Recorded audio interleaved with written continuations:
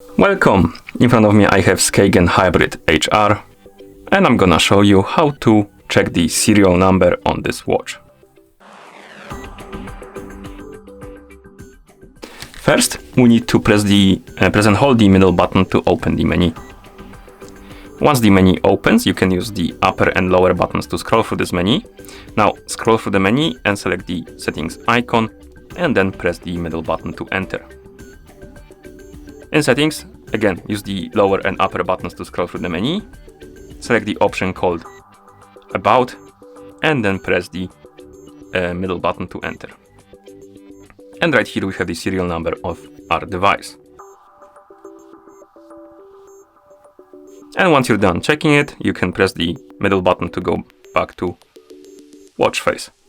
And that's how you check the serial number on this watch. Thank you for watching. If you found this video helpful, please consider subscribing to our channel and leaving a like on the video.